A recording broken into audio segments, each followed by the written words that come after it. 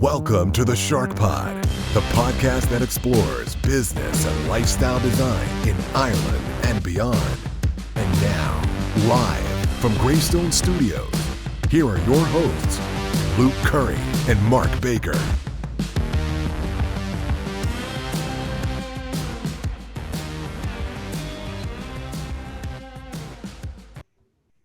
What is up, SharkNation?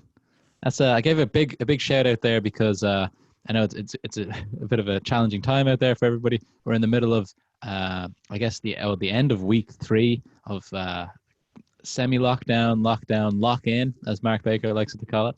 Mark is here live from Glenageary. How are you doing, Mark? Good, yeah, and I see we're already plagiarising other people's quotes, which is a very SharkPod thing. That wasn't me; it was David McWilliams, but Listen, Mark, I'll take credit. We're going to be plagiarizing a lot in this episode. Let me tell you, we are getting after it today. We're going to we know people out there, they're having trouble. Their relatives might be unwell. Their business might be in crisis mode or in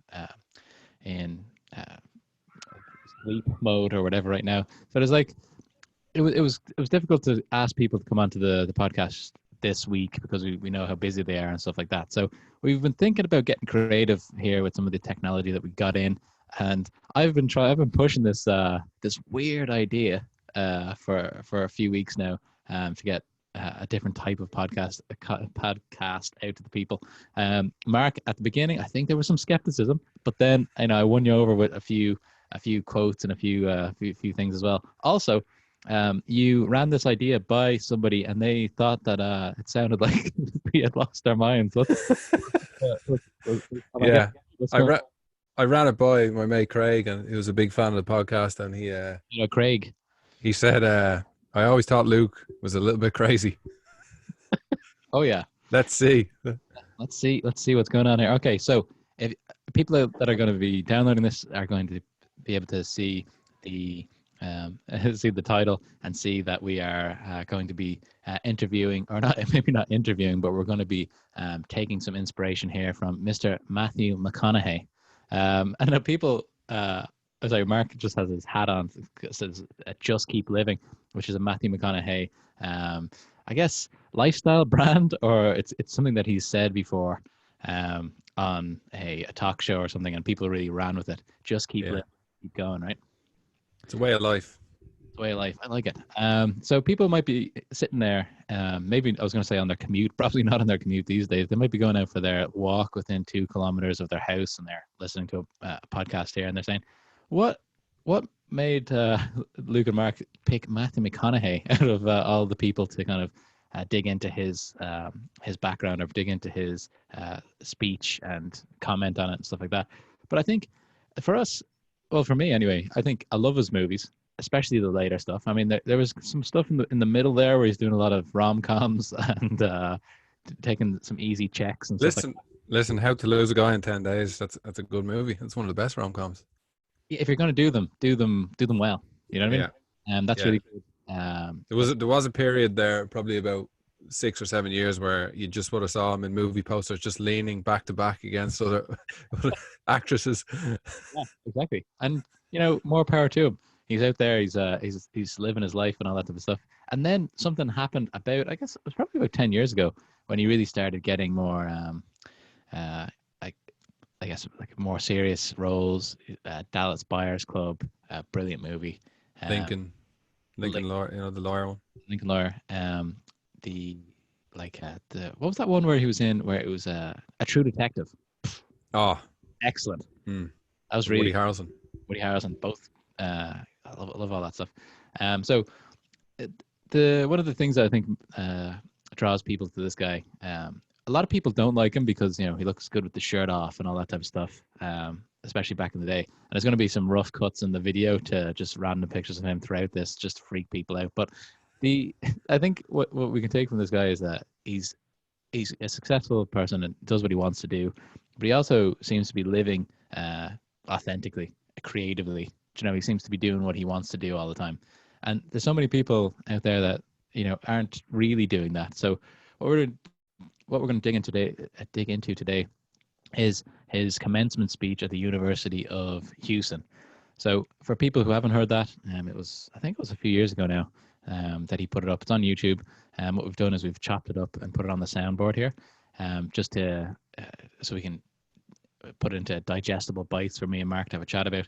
But it's something that when I listened to it first, I'm like, this is some really good gems in here for people listening. He covers a lot of life lessons that he's come up with, and I think some of them are really good to kind of bring into our own lives, or at least kind of ponder. That's kind of what today's all about. Just giving you something about, Some people I'd say might have heard this speech before, or even probably more famous than this one is his Oscar speech, which is excellent. I never heard that. Did you hear that one? No. Oh. Maybe I should have used that one. No, it's only about 5 minutes, but it's really good. Okay. This one was like almost an hour, but we really chopped it down. So I think what we'll do is we'll just play them kind of randomly. We'll jump around, and then what I'll do is I'll just like ask Mark what he thinks about that, what he takes away from that, and vice versa. We're going to start with a quick intro here. So for everybody listening, this is Matthew McConaughey at University of Houston, I think. Yeah, University of Houston. Number, I want to skip the flattery and the attaboys, because I do know this. The sooner that we become less impressed with our life, with our accomplishments, with our career, with whatever that prospect is in front of us, the sooner we become less impressed and more involved with that and these things, the sooner we get a whole lot better at doing them. So I'm going to talk to you about some things I've learned in my journey, most from experience. Some of them I heard in passing. Many of them I'm still practicing, but all of them I do believe are true. Now, they may be truths to me, but don't think that makes them mine, because you cannot own a truth. So please think of these as signposts, approaches, paradigms that give some science to satisfaction. They're yours to steal, they're yours to share, liken to your own lives, to personally apply in your own lives, in your own way, should you choose to. Just as well, Matthew, because we are stealing it. So he gives us the okay there. That's why I put that one in there. But Mark, what do you think about that, like Southern drawl? Do you think that's real, or do you think Oh, it's real, all right. It makes me want to listen to advice more? I don't know.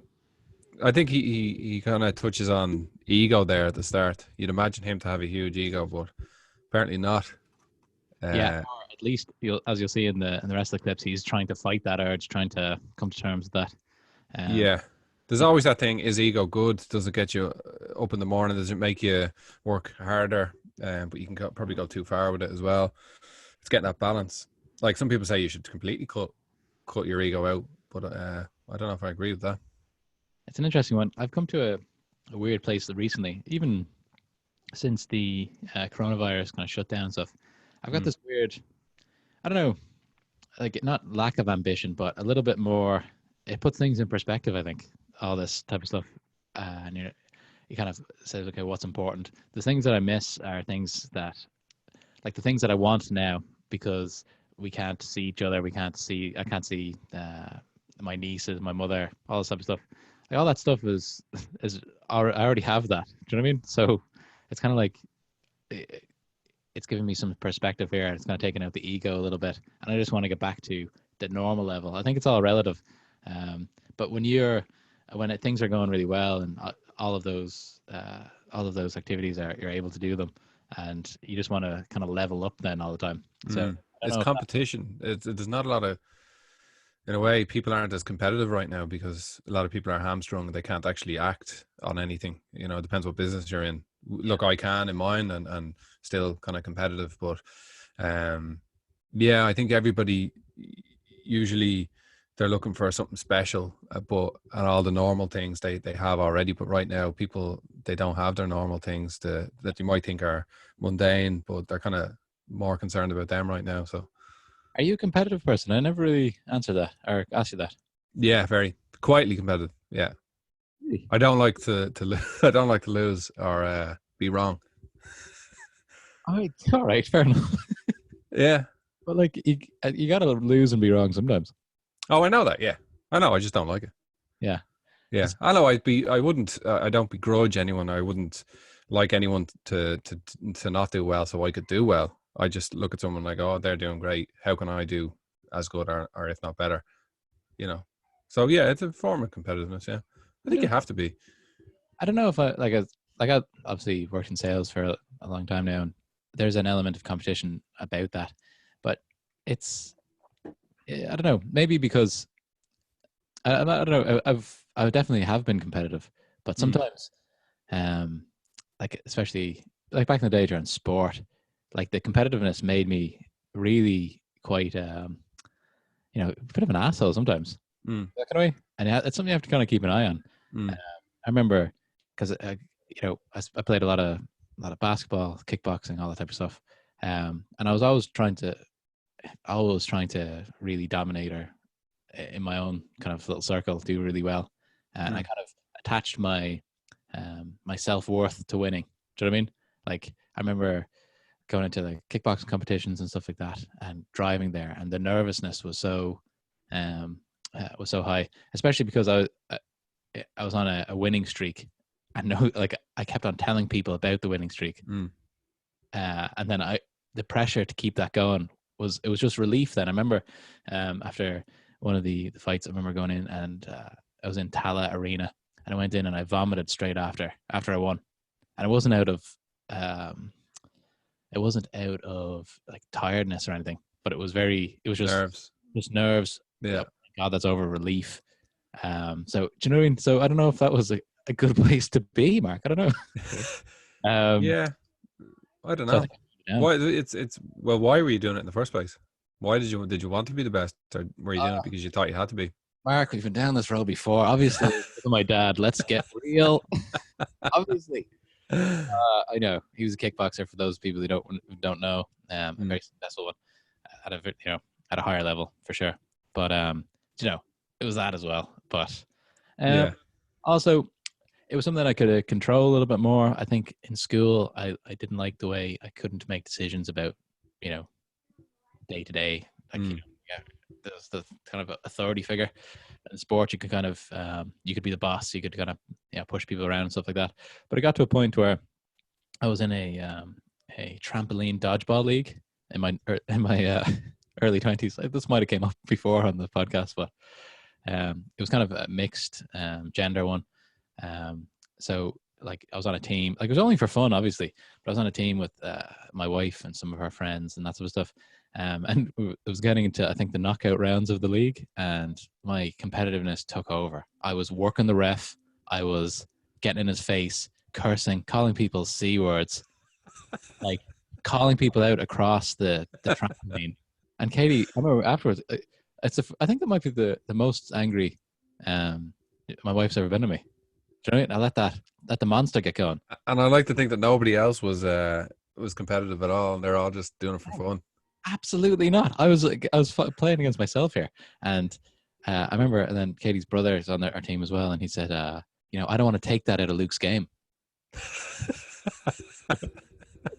That's what it comes as a package, getting in the ref's face. The ref was about this 18-year-old young fella, like, really, really a bad look.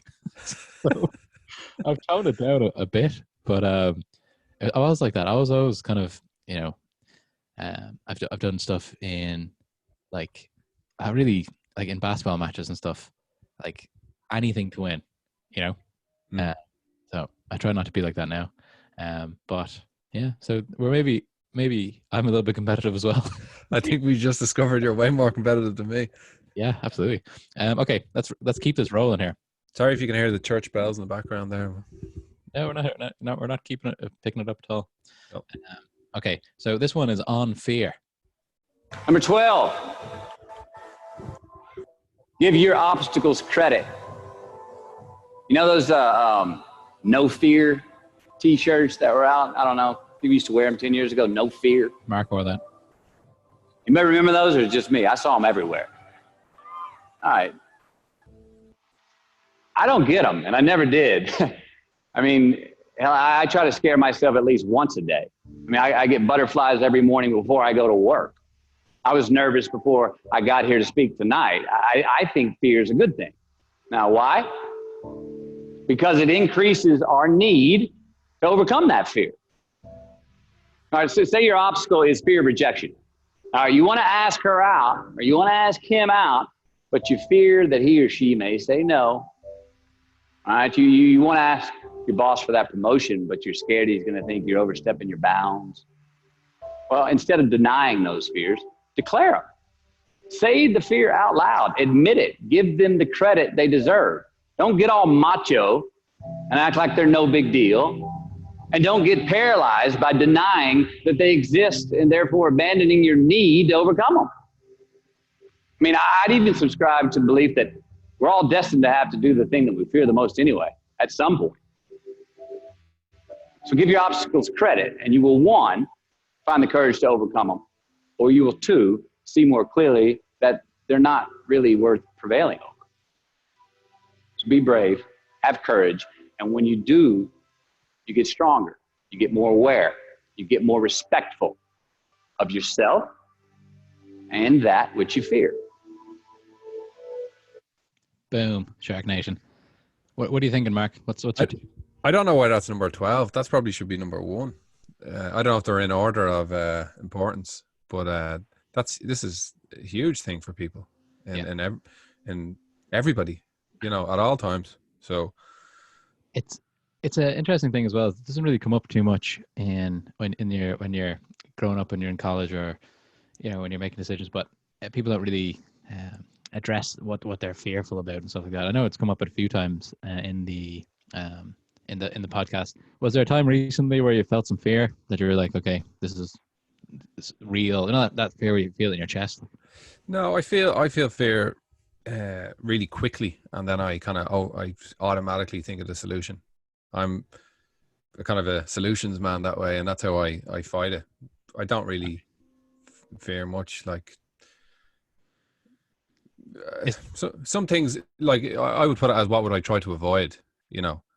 Like fear is a strong word. Like what was it? I had to go on live TV before last year. That was like hard. Not hard, but I didn't help that I had a vicious bug that day. It was in bed and I had to get up and go in and pretend like everything was okay. It was more like I'd done telly before, but it was like live, and I was like, what if I say something stupid, that type of thing?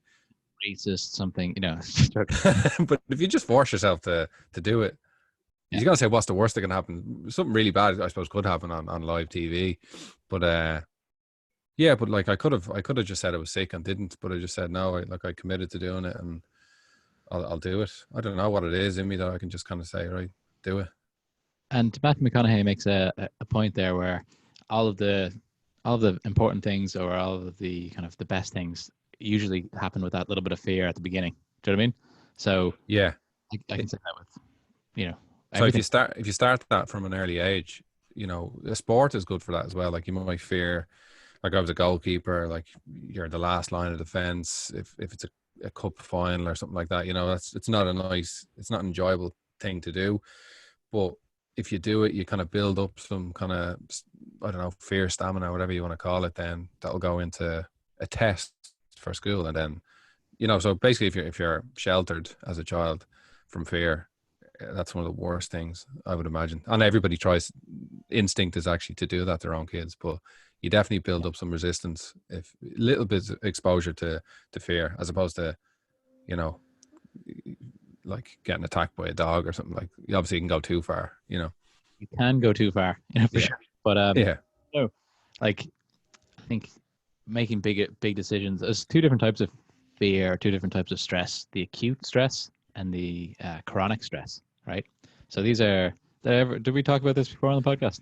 No, I've heard of stress and eustress. Eustress is stress that's going to result in a good outcome if you put work in. So this is kind of like that. This is more about that.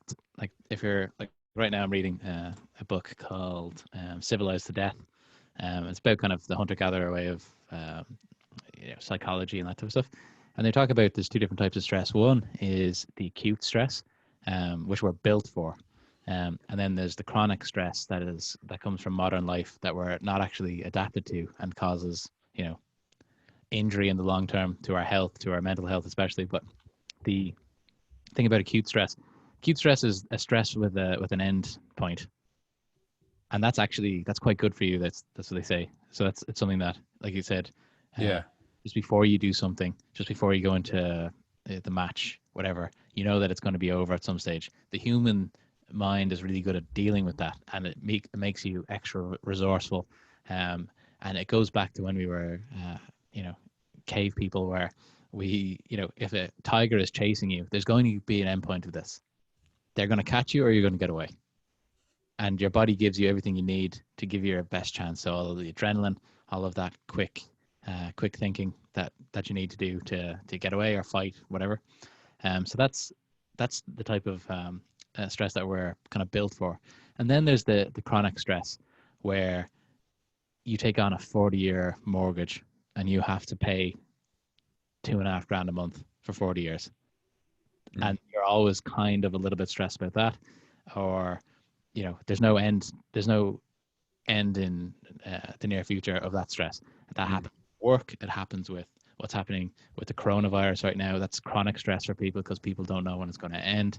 It's really detrimental to human mental health, right?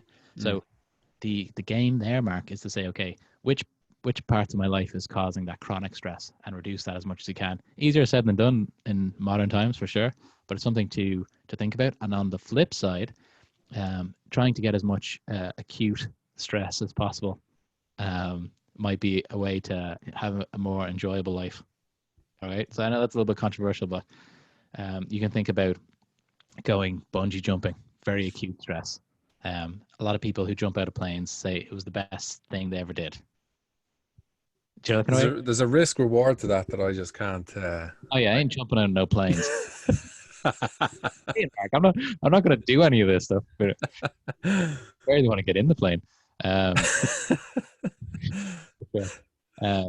But yeah, so just a little thing on fear there. The two different types of fear, and maybe we can take something from that. I think that's a really interesting thing to ponder. Would you have any fears? That wouldn't be the obvious. Fear of death and all that. Like, what about public speak? Obviously not public speaking, but anything like that. Not really. Do you know what I really fear? And I say this to I don't think anybody knows this except for my wife, but I'll often see really grossly overweight people, really out of shitty shape, 10 years older than me or something. And I'll say to Katie, I have the ability to get there. That could be me. I thought you were gonna say you fear for their health. No, selfish. It's their own fault. It's But you know what I mean. I see this guy. I'm like, that's easily. I've got the ingredients in me to get there. That's what I think. And in your kitchen. I've got the ingredients. I've got the chocolate. I've got all of the donuts or whatever. But I don't know. Interesting. Yeah, that's an interesting one. So I have some fear there. I love swimming in the sea, but I fear that. Here's a weird fear. Here's a weird irony. You fear sharks. Fear sharks. They're terrified of sharks. But I feel like that could be, and this might be a prophetic thing, but something I've never told anybody this before. I feel like that could be a way that I die. Drowning. Or eating yourself to death. Yeah, both. But no, going out like in the summer I swim a lot down here in Greystones Beach. I think that could be a way that I go. It crosses my mind. But it could be. Just if you drove to work every day, it could be as well. Yeah. The odds are certainly increased, but and maybe that's why I like going for swims. It's a bit even though just stop eating a lot of pastries before you go swimming. Yeah, that's the takeaway here. That's the shark tip of the day. Okay, let's keep this moving here. So we're kind of jumping around. I know that was number 12. That was on. We're going to jump into. I really like this one. Number 4. Define success for yourself. Define success for yourself. Now check this out. I'm in south of New Orleans a few years ago, and I went to a voodoo shop, and they had this wooden partition against the wall with these columns, and in these columns were all these vials of these magic potions, right? And the headings above each potion defining what they would give you were things like fertility, health, family, legal health, energy, forgiveness, money. Guess which column was empty? Money. Let's admit it. Money is king today. It's what makes the world go round. It is success. The more we have, the more successful we are, right? Now, I would argue that our cultural values have even been financialized. Humility is not in vogue anymore. It's too passive. It's a get rich quick on the internet, richest 15 minutes of fame world that we live in, and we see it every day. But we all want to succeed, right? So the question that we got to ask ourselves is what success is to us, what success is to you. Is it more money? That's fine. I got nothing against money. I don't. Maybe it's a healthy family. Maybe it's a happy marriage. Maybe it's to help others, to be famous, to be spiritually sound, to leave the world a little bit better place than you found it. Continue to ask yourself that question. Now, your answer may change over time, and that's fine. But do yourself this favor. Whatever your answer is, don't. So it cut off there a little bit early because I just wanted to dig into what he just said kind of at the beginning of there. It does go on a little bit. But what do you think about that? Is that something that people are doing out there? I think it's really important to define what success is, because you can look at Instagram, you can look at, whoever and say, okay, that's what I want to be. But then when you think about it, you're like I was saying at the beginning of the podcast, like all I really want is just to see my friends and family, talking to people, be able to go out for a reasonable price dinner. Do you know what I mean? So have you done this? What would I define it as? Success is like, you could use success in any context. So if you're talking about in life or as a whatever career or whatever, I would say if I achieved extreme safety, and that means money, that means health, that means where you live, if anything went wrong, if anything happened to me, that's where it's all coming. But money actually comes into play a huge amount here, because you can actually achieve all that. You can be more healthy by having money, surely. Yeah. Health insurance as well, on top of the best food, access to the best exercise, equipment or whatever, gym, or living in a safe area. Big one. Being able to, that would be one for me, which it's hard to put a figure on that, what it would take. That's our question. How much money is enough money? I don't know. It's certainly very hard to achieve. I think it's so high. The amount is so high that you just keep working towards it. You're not gonna, I could never consider stopping and going, all right, there it is, because it takes a lot, especially if you want to help your kind of broader family as well. And then helping others, I suppose. There's nothing worse than being in a situation where you need help, so, and look, we just had a fairly normal upbringing. We could have done with extra help here and there. It'd be great to be able to give back to others as opposed to take.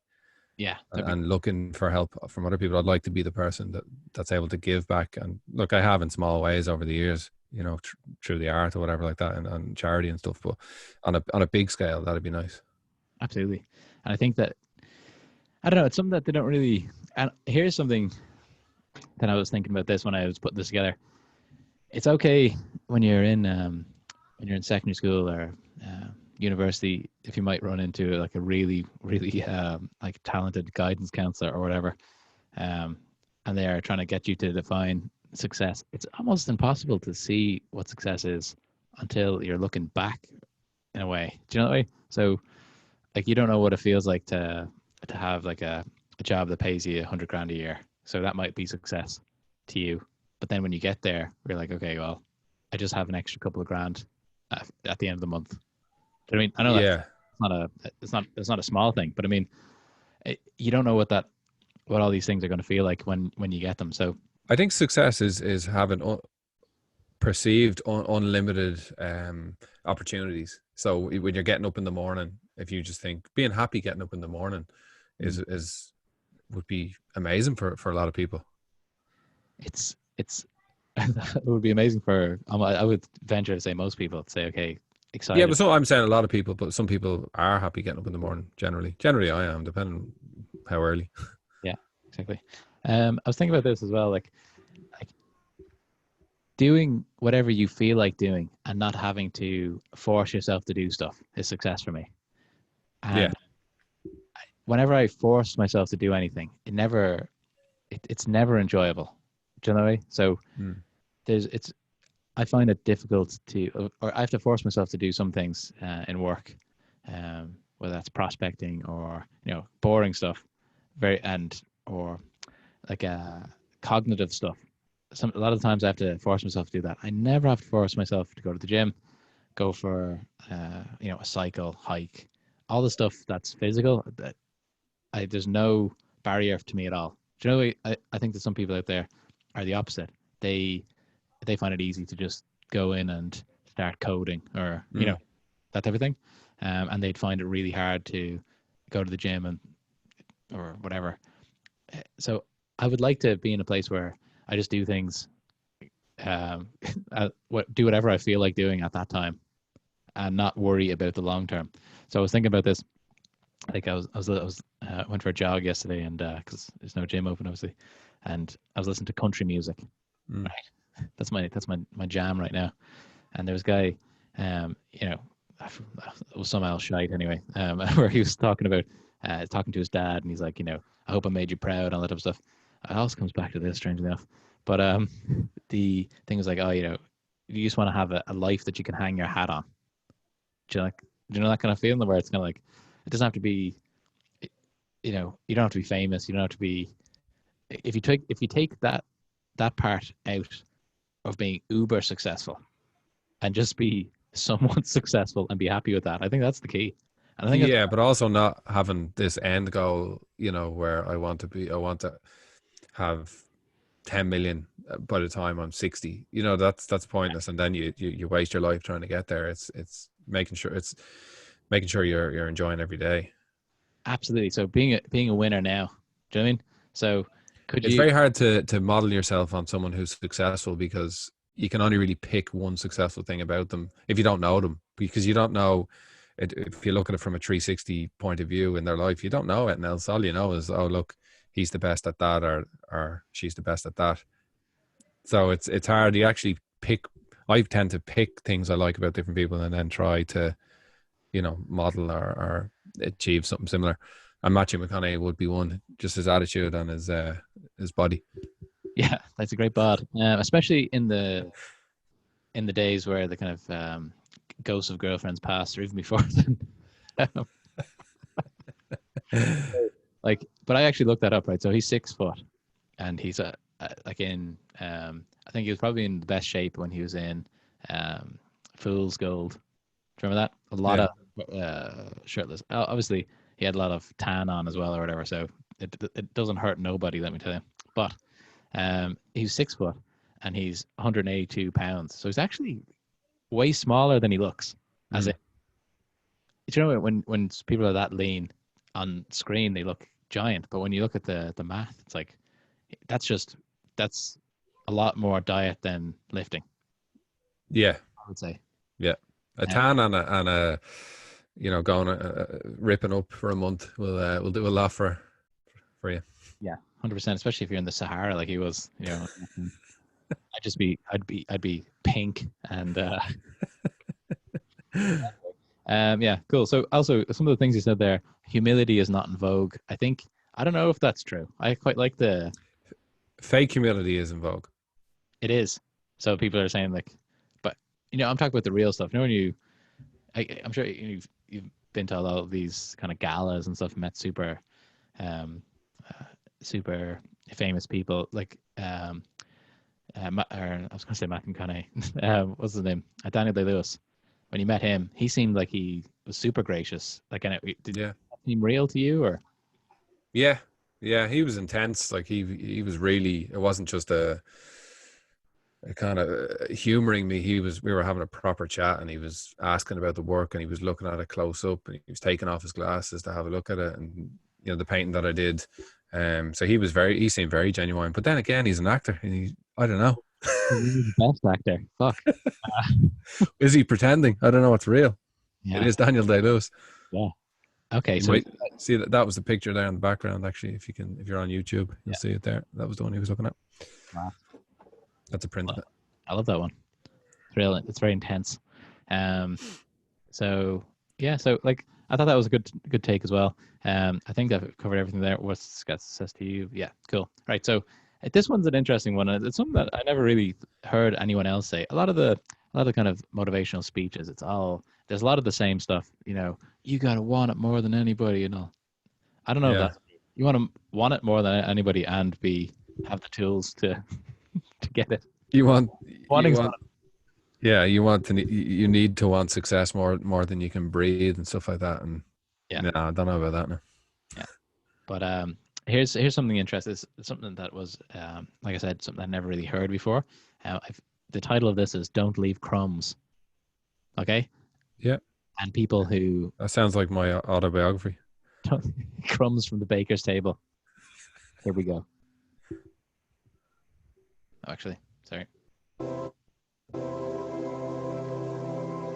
Number 6. Don't leave crumbs. And the beauty of delayed gratification. So what are crumbs? Well, the crumbs I'm talking about are the choices that we make that make us have to look over our shoulder in the future.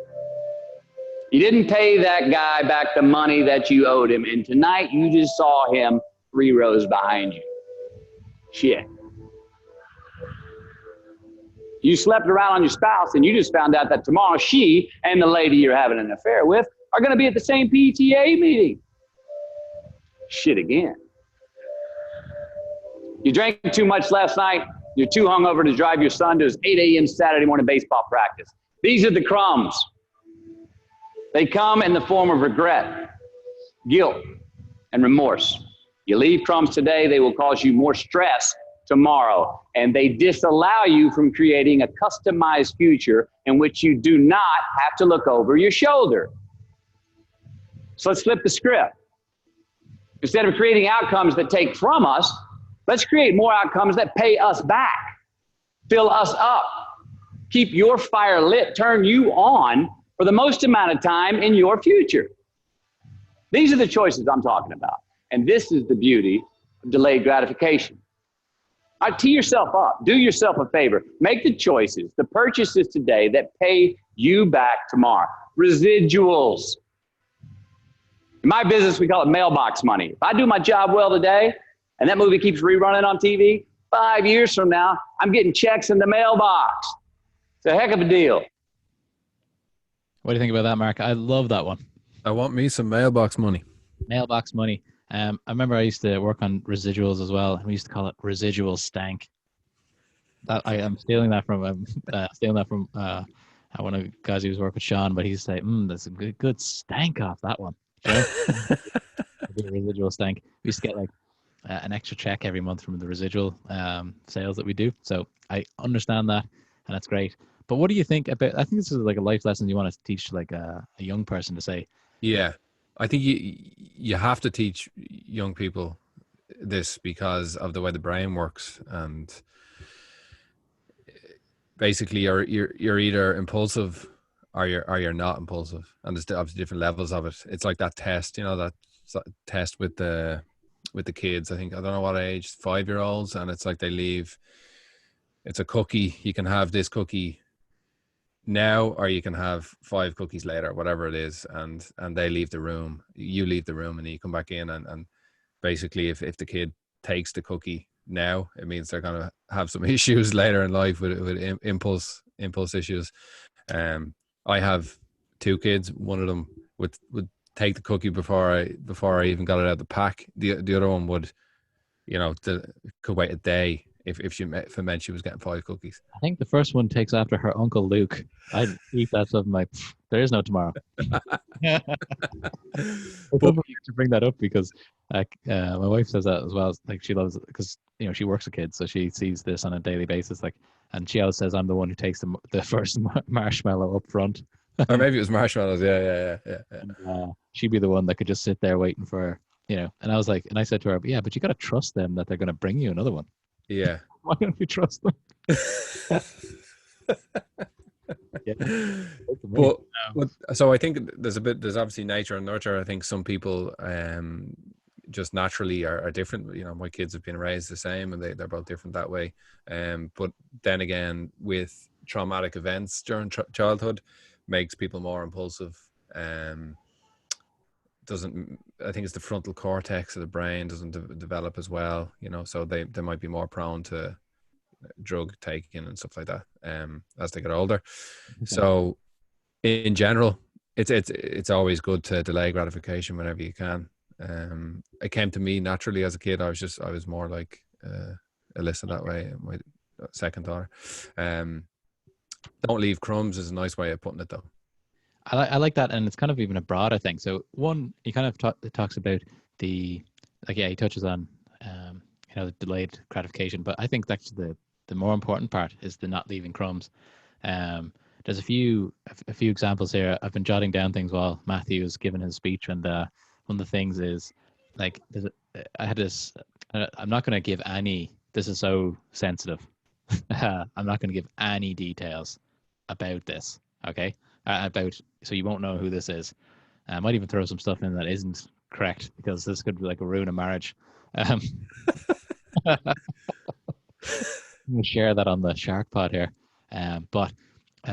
So I met up with this guy who was a friend of mine, and not a friend in my normal circle. He actually lives in a different country. I was in his country on business, and you know I had met him when I was on the road when I was doing my walkabout.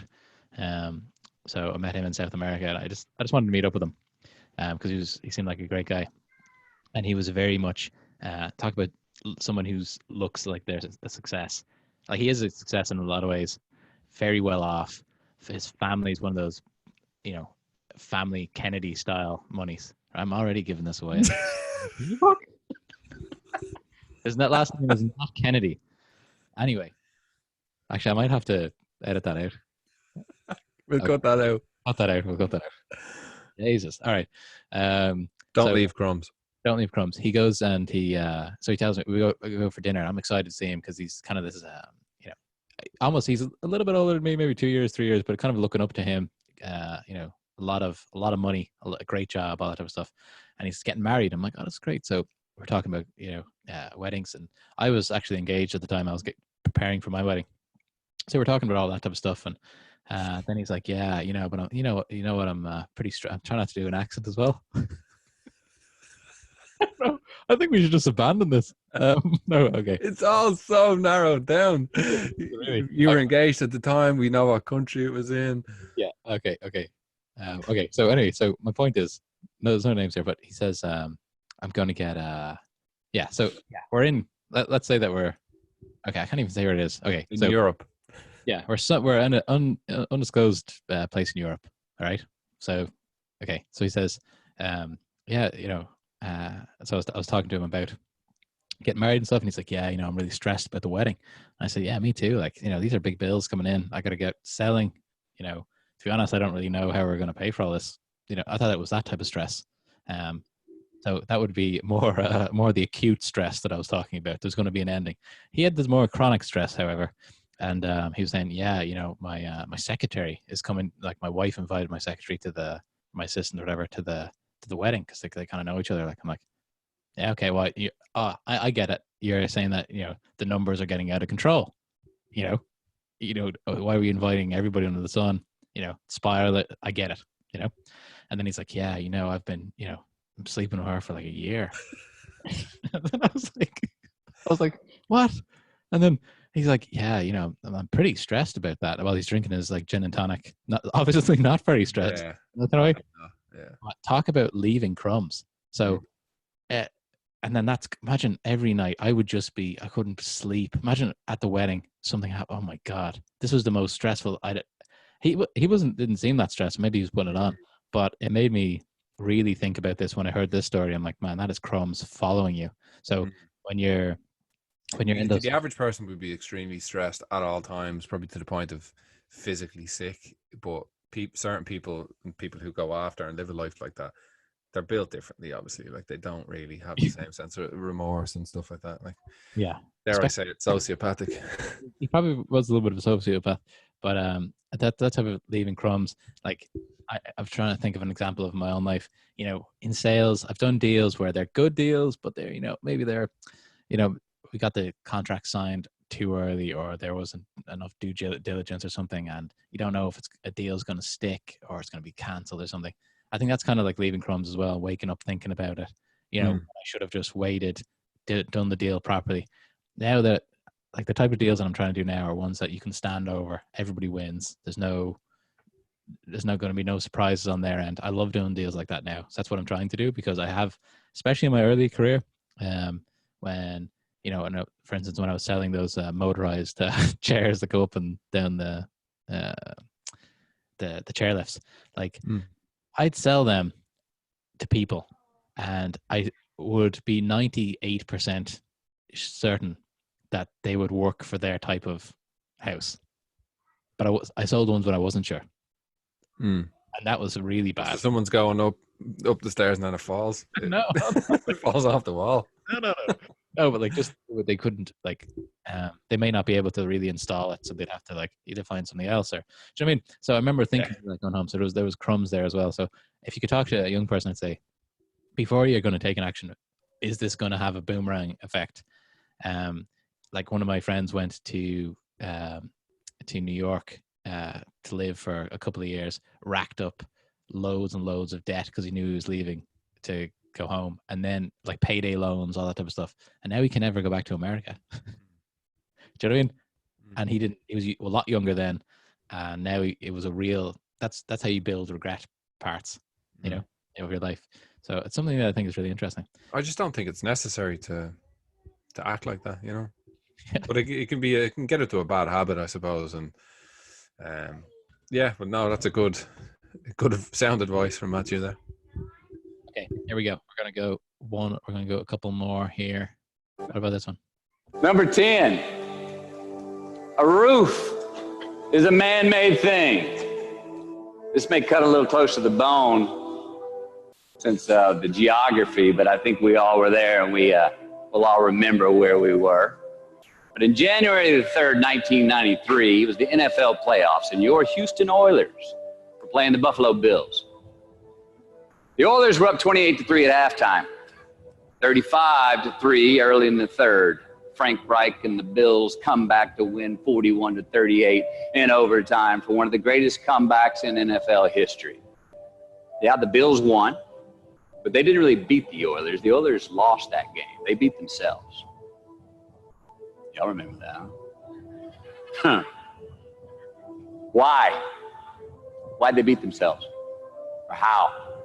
Was it because at halftime they put a ceiling, a roof, a limit on their belief in themselves, aka the prevent defense? Or maybe they started thinking about the next opponent in the playoffs at halftime. I mean, they were up.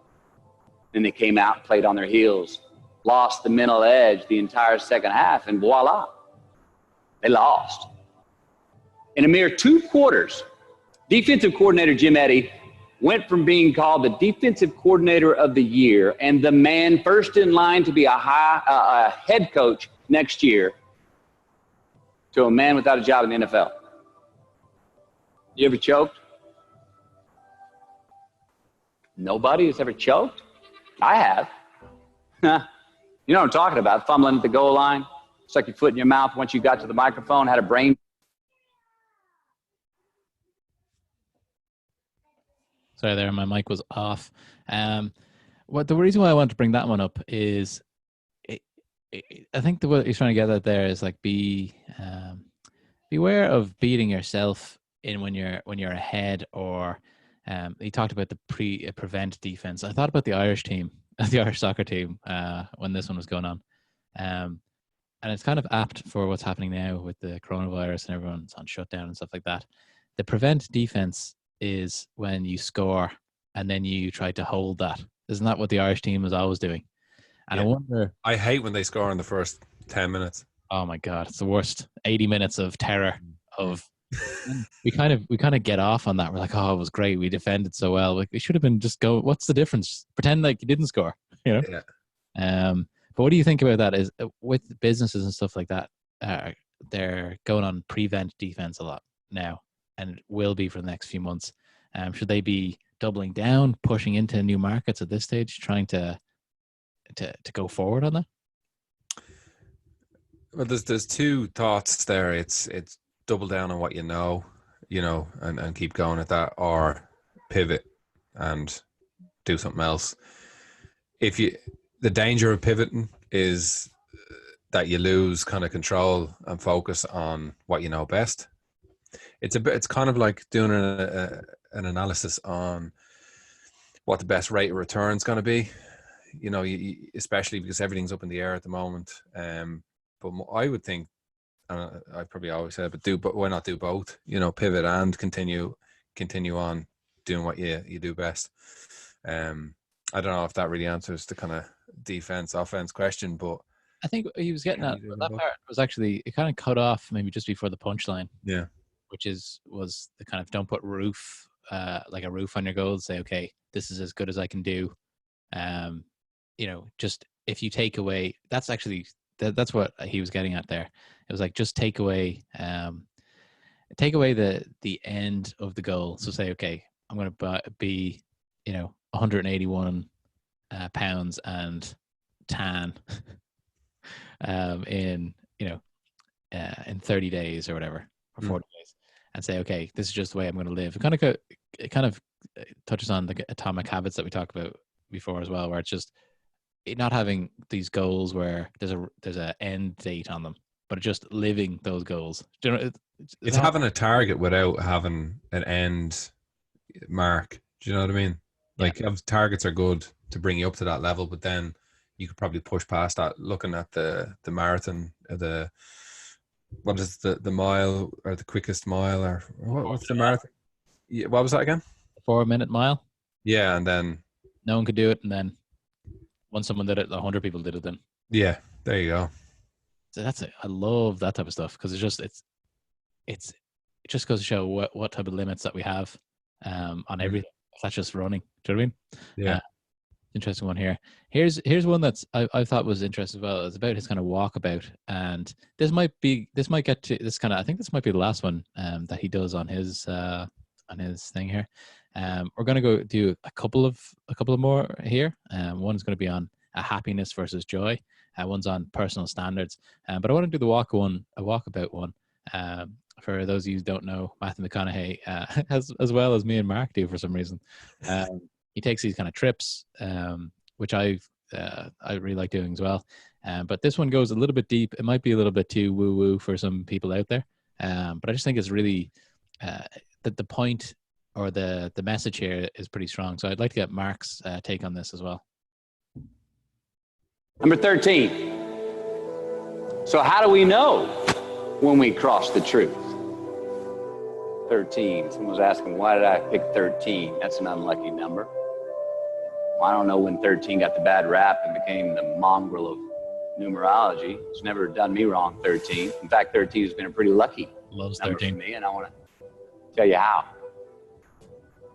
I've always taken these 21-day trips by myself to far-off places where I usually don't know the language and nobody knows my name.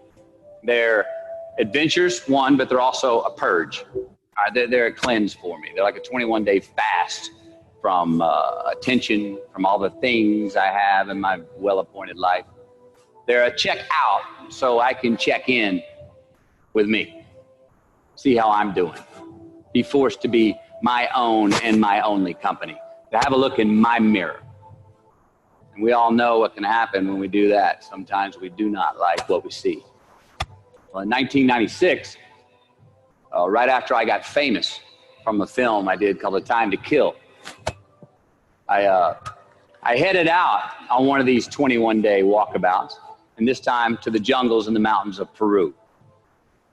The sudden fame that I just gotten was somewhat unbalancing. My face was everywhere. Everyone wanted a piece of me. People I'd never met were swearing that they loved me. Everywhere I went, there I was on a billboard, a magazine cover. It was just weird overall. I was asking myself, what's the reality in this and what's the bullshit? Did I deserve all this? These were all questions I was asking myself. Who was I was another. Now, there's always an initiation period with these trips, an amount of time that it takes for the place to initiate the traveler, the time it takes to disconnect from the world we just left and become completely present in the one we are traveling in. Now, for me, that initiation period usually lasts about 13 days. 13 hellish days until I am out of my own way. Well, it was the night of the 12th day of my 21-day trip. I'm settling into camp.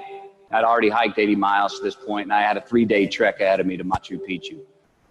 And I was full on sick of myself, wrestling with the loss of my anonymity. I was guilt-ridden for sins of my past. I had a lot of regret. I was lonely, disgusted with my company, mine, grappling with these demons on this night. I couldn't sleep.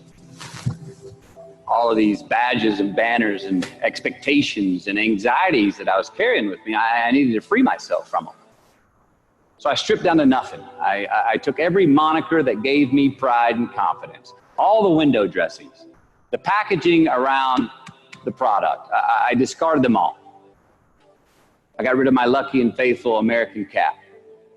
I stripped off all my talismans from adventures past. I even discarded my late father's gold ring with an M on it that he gave to me. And it was a meltdown of he and my mom's class rings and gold from my mom's teeth. I even got rid of that. I was naked, literally and figuratively. And I got sick.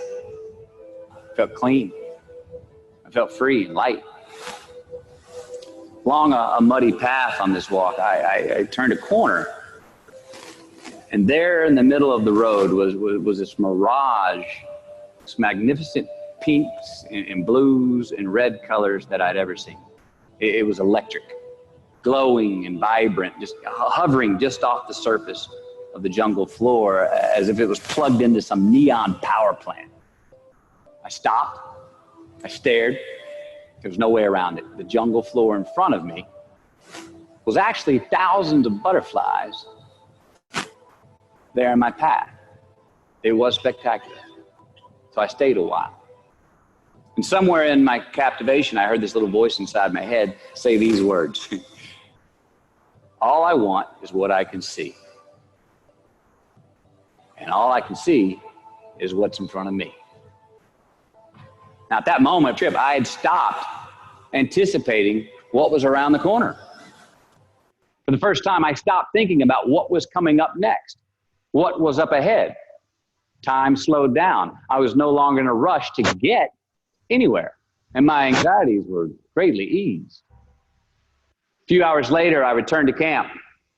Even the local Sherpas I was traveling with, they noticed calling out to me, "Sois luz, Mateo, sois luz," which means you are light in Spanish. See, I forgave myself that morning. I let go of the guilt. The weight that was on my shoulders was lifted. My penance was paid, and I got back in good graces with my God, and I shook hands with myself, my best friend, the one that we're all stuck with anyway, ourselves. And from that morning on, the adventure was awesome. I was present. I was out of my own way. I was not anticipating next. I was embracing only what was in front of my eyes and giving everything the justice that it deserved. You see, I crossed the truth that morning. Now, did I find it? I don't know. I think it found me. Why? Because I put myself in a place to be found. I put myself in a place to receive the truth. So how do we know when we cross the truth? Well, I think the truth's all around us all the time. I mean, I think the answer, it's always right there. I think it's all around us. We just don't always see it. We don't always grasp it, hear it, access it. Usually because we're not in the right place to do so. So what do? First, I believe we've got to put ourselves in the place to receive the truth. Boom, Shark Nation. So the reason why I want to play that, I know it was kind of long, but it was kind of enjoyable as well, I think, and it will be for a lot of people out there. I think what he touched on there is trying to live in the now, something that is very, very difficult for people that are kind of high achievers and stuff like that.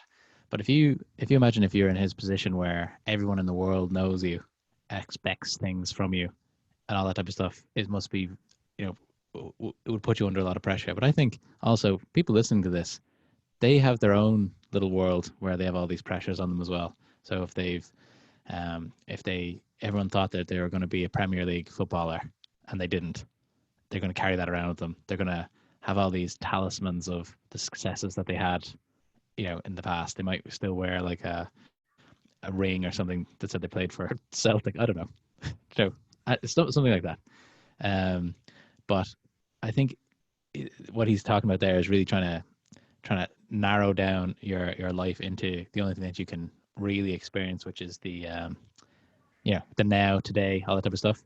When I'm reading this book as well about the cavemen, or the cavemen psychology, one of the biggest things is that we've got the gift and curse of being able to see the future in our minds, and we know if the actions we take today builds that future. And we become obsessed with that, and we can either fill that future with negative stuff, which a lot of people do, like a negative vision, or a positive vision. Either way, they spend most of the day, when they go for walks around, when they're playing with their kids, they're spending most of the time in a future that doesn't exist, and it's causing that kind of anxiety that's chronic. So Yeah. Do you have to go to Peru and Take ayahuasca by the sounds of it. Yeah, he was on a trek to Machu Picchu through the Salcantay route. I've actually done that exact hike. Coincidence? Maybe, I don't know. I was like, where is he going? I want to go there. I didn't see any butterflies when I was there, but it's a magical thing to go and do, and it does those types of trips. I think it's a weird one. Not everyone can take really long breaks like that. I think whether it's a financial thing, whether it's if you've got a sick parent, you can't just go off.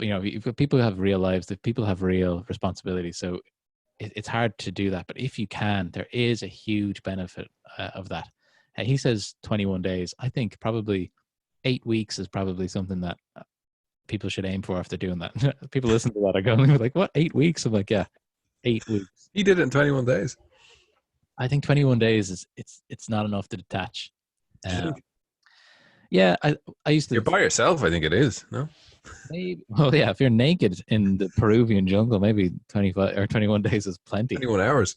Yeah, but he said. So I think when I've taken these trips, I've taken like 4 or 5 of them. It takes me like I don't know, maybe 4 weeks to really detach and start living in the now and stop. Like that type of detachment is so valuable for you, because you'd realize how much people don't care that you're gone away.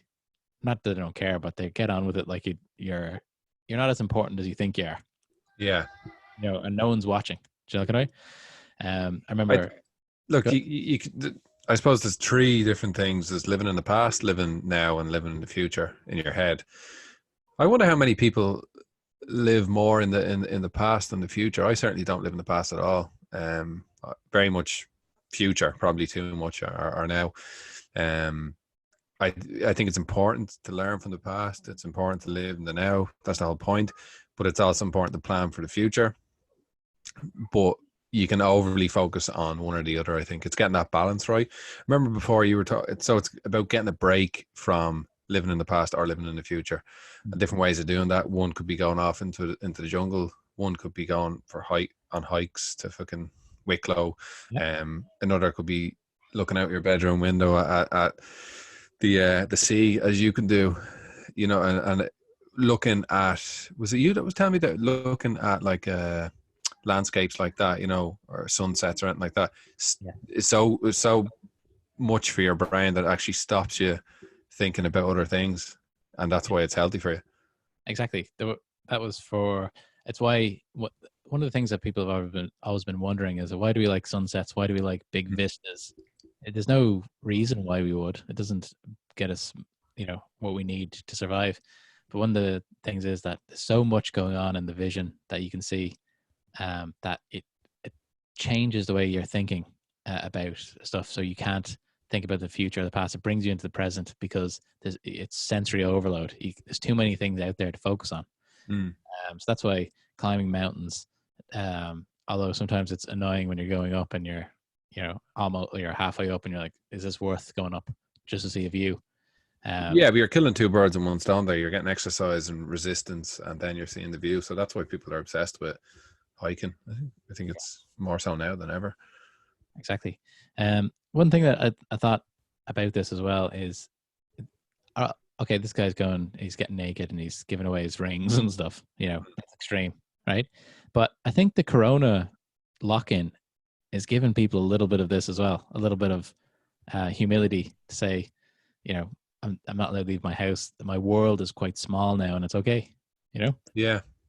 I know some people are bored and stuff like that, but I haven't got bored yet. I think there's always something you can learn, or you've got YouTube. You can just go down a YouTube hole for a couple hours. But look what everybody's going back to doing. Everybody's with their kids. It's art. It's being creative. It's making stuff.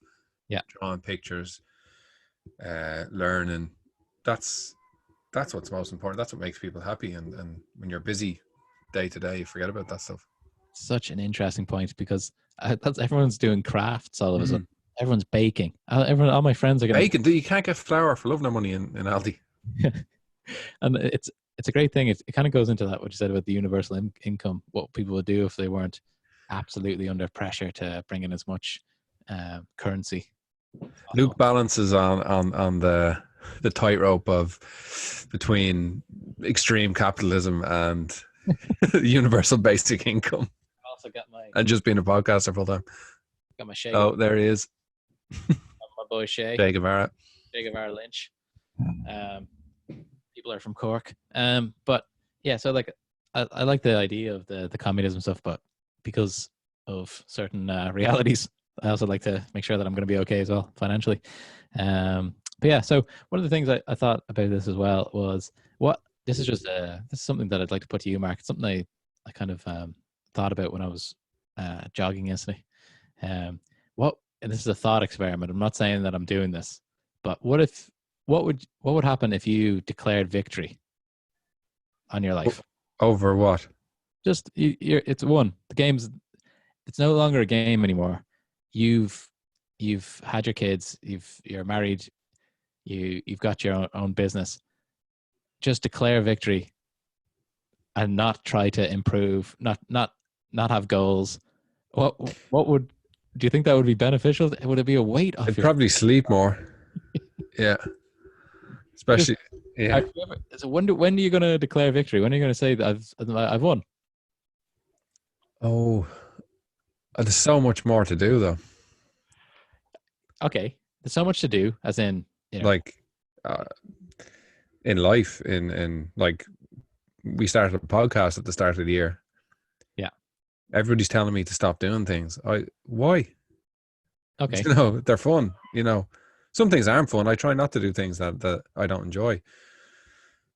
I'm winning at the moment, personally. Like, yeah.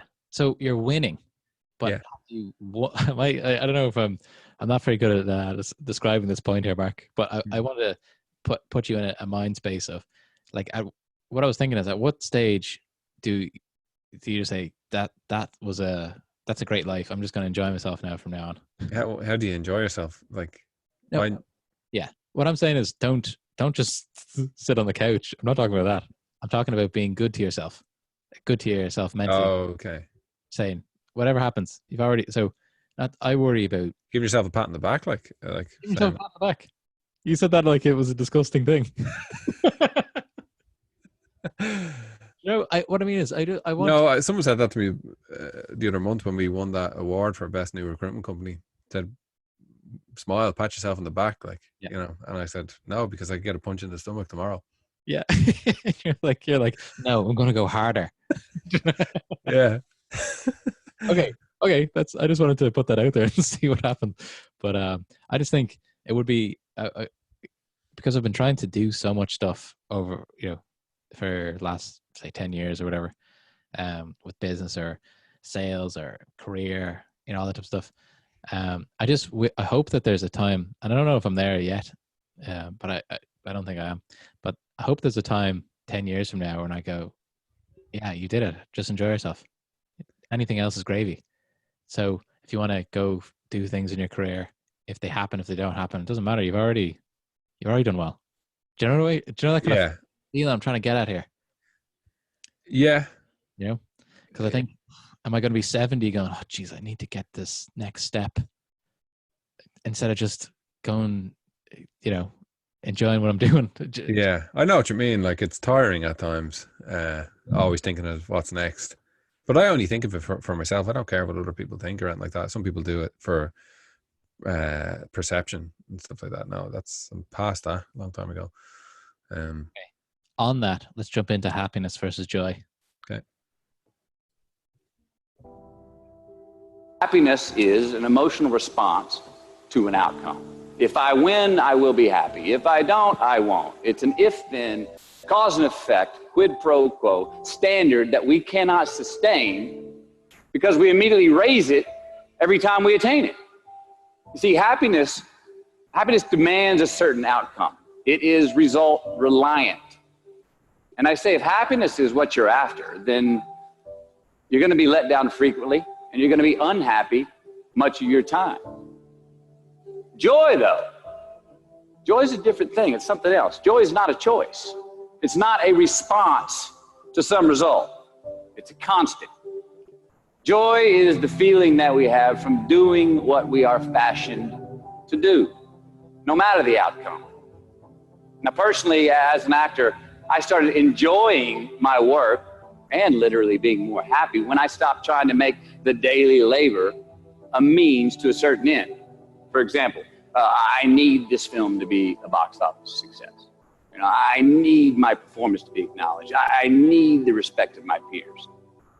All those are reasonable aspirations, but the truth is, as soon as the work, the daily making of the movie, the doing of the deed became the reward in itself for me, I got more box office, more accolades and respect than I ever had before. See, joy is always in process. It's under construction. It is in constant approach, alive and well in the doing of what we're fashioned to do and enjoying it. God damn it, Matthew. You said it way better than I could have said it. I basically, I thought it was my thought. I ripped off Matthew McConaughey just not last. But that's exactly, he put it way better than I could. What I wanted to say there is to take focus on the joy of life rather than trying to get happiness out of the results. You know, that kind of way. So, yeah. Like, I know you, because you're an artist, you're closer to this than I'll ever be in that way. But when you must have been in flow state when you're doing something, or even when you're spending time with your kids, or there's no result in your mind, but you enjoy it. Do you know the way? Yeah. I think that's what we need to spend more of our time doing. That's all. If you can find joy in the work, well then that's a great thing. Yeah. And artists and musicians and stuff like that find that quite easily, but you can do it but unfortunately probably don't get paid as much as they should. You can find that in other things. You can find that in sales. You can find that in podcasting. If you find joy in the work, I think, and there's enough resistance there, and then, but you're able to do it. Like it's the flow state thing. Basically, he's talking about kind of flow state, I would imagine. Actively try to spend more time there than in doing things where there's where there's no joy at all. Yeah. People, a lot of and I know, again, sometimes I make these statements on the podcast where I don't want to offend anyone when if they hate their job, if they need a job, or they don't have, if they don't have the skills to do anything else, or they're on their way, they're doing this job while they're trying to get something up off the ground. I don't want to offend anyone, but I do want to say, like, if you are not getting any joy out of what you're doing, that's a symptom that you should change. Do you know what I mean? Tough time right now. I know. I think you should, because you can, and other people can. You shouldn't have to, just wait until the end of the day to enjoy 2 hours before you go to bed. Yeah, exactly. So that's a symptom where maybe all the sharks out there should say, okay, even if they are going after these big goals, if they absolutely hate every day and they're living for right, yeah, time in the future. Yeah.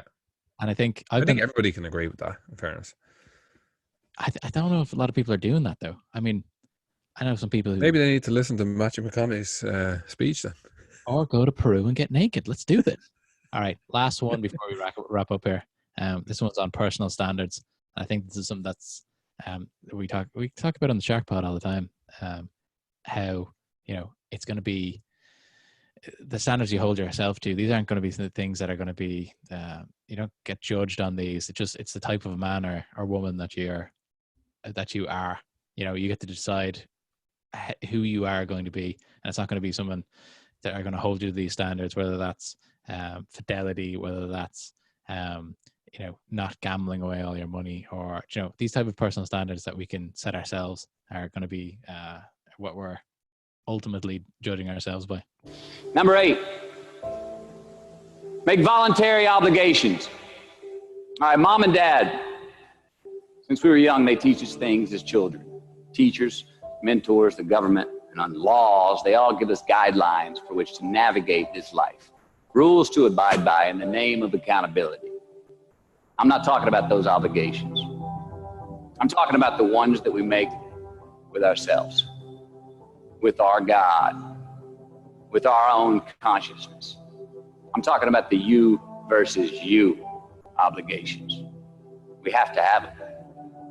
Now, again, these are not societal laws and expectations that we acknowledge and endow for anyone other than ourselves. These are faith-based obligations that we make on our own. These are not the lowered insurance rates for a good driving record. You will not be fined or put in jail if you do not gratify these obligations I speak of. No one else governs these but you. They are your secrets with yourself, your own private counsel, personal protocols. And while nobody throws you a party when you abide by them, no one's going to arrest you when you break them either, except yourself. Or some cops who got a disturbing the peace call at 2:30 in the morning because you were playing bongos in your birthday suit. That was me. An honest man's pillow is his peace of mind. And when you lay down on that pillow at night, no matter who's in your bed, we all sleep alone. These are your personal Jiminy Crickets. And there are not enough cops in the entire world to police them. It's on you. What do you think about that, Mark? What does he say? The honest man's or peace of mind is the honest man's pillow. I love that. It's like, if you're going to be honest, if you're going to have these personal standards that you have, you'll be able to sleep a lot better. There's no one. It's one of those things where there's laws and there's kind of the way that humans should treat each other. Morals, yeah. And no one's you don't go to jail for having bad morals. That's like some of the vices that we went through today, where the guy getting married with your one coming. I haven't talked to him since. Like, I'm not able for what happened. Like, You're worried for him. Yeah. What do you think about that? Is that something that you've ever reflected on? Say, okay, what are these? Is that something that's just inbuilt in people, or do you think some people could benefit from sitting down and saying, okay, these are the few standards that I have. I don't do this. I don't treat people like that. I don't cheat people. I don't shout at, my wife or whatever.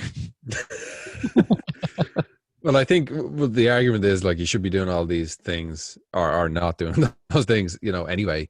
Yeah. Should you really have to be?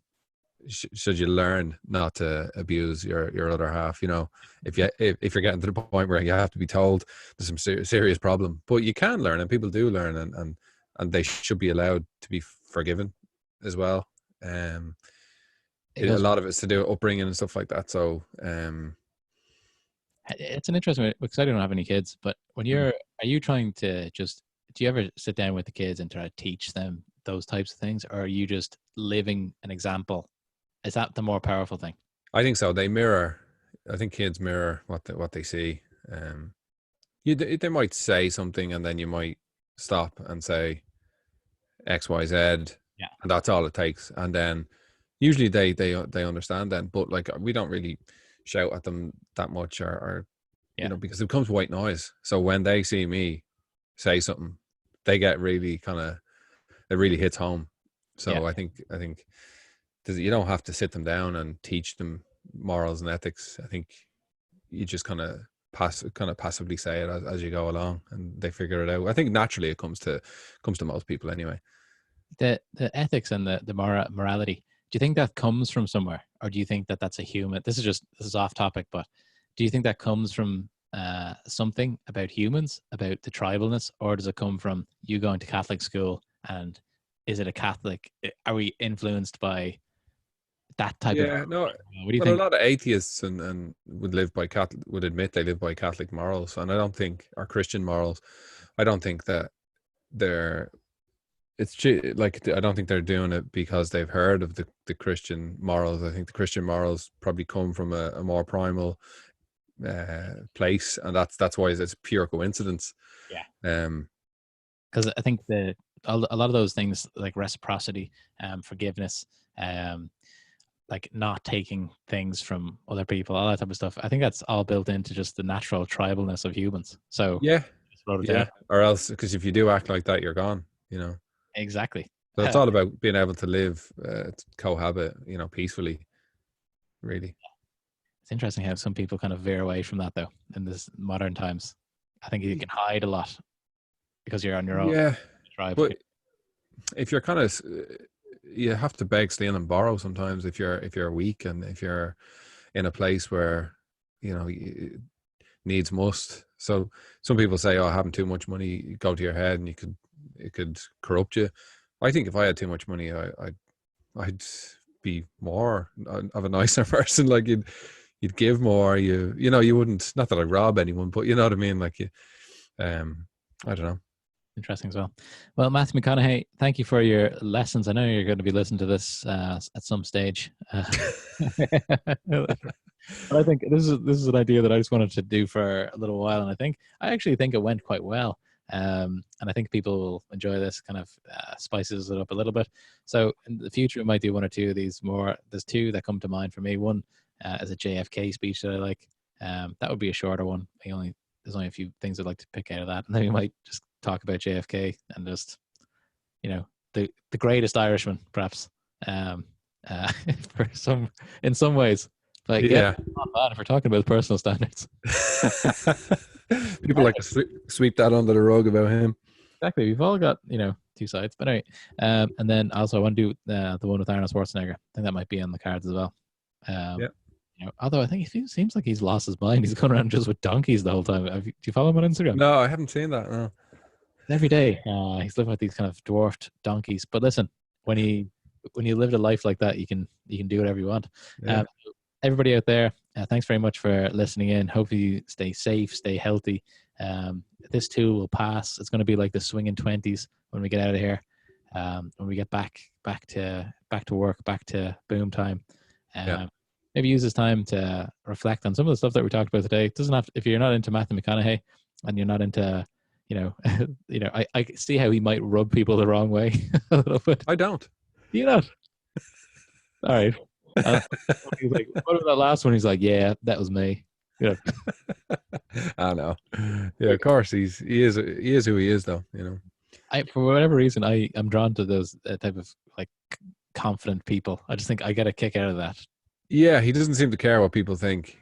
Yeah, there's a video of him on YouTube singing some Bob Marley song, and he just comes. It's a professional singing, and he's kind of sitting there, and he just comes in with the beat. He just starts tapping away on something, and just you have to watch it. I can't remember what song it is, though. Do you know what I'm talking about? I haven't seen it, but it's Stir It Up. I think you type that into Google. Maybe you can finish off the podcast with that. Stir it up. No. And True Detective is one of the greatest TV shows ever. So one of the greatest TV shows. Vince Vaughn ruined number 2. I didn't like number 2. Number 3, they made a comeback anyway. That was good too. But so it's something to think about as well. I like doing these types of things. I like basically this was real. This was like a something that we would have. This is what we had thought about with the original podcast idea of this is we would just sit down and talk about something like this before. We just happened to capture this on a podcast. This is about as deep as you're gonna get from 2 Irish blokes. Yeah, that's as deep as we're going, guys. So I hope you liked it, because we're gonna wrap that shit up real quick. And, yeah, we're never going to talk about that again. We've got kind of like 5 or 6 guys that we're going to be interviewing in the future that have agreed to this. We're just kind of trying to be sensitive, trying to be empathetic about the situations that people are in, as well as not putting people under too much pressure to do stuff over Zoom if they're not comfortable with that, all that type of stuff. So in the near future, we're going to have some more great guests. But I hope you enjoyed this kind of interlude, this kind of in between episode, as Tim Ferriss calls them. So everybody out there, go watch Ghosts of Girlfriends Past or something and just get after it. Go get naked in the Peruvian jungle. Don't leave crumbs. Define success for yourself. And also notice the difference between happiness and joy and get after it. We'll talk to you next week. And that is it. Just keep living. Just keep living. That's what he says. And that's what we're going to do. Just keep living. JKL. Boom. Done. I thought you were going to say that.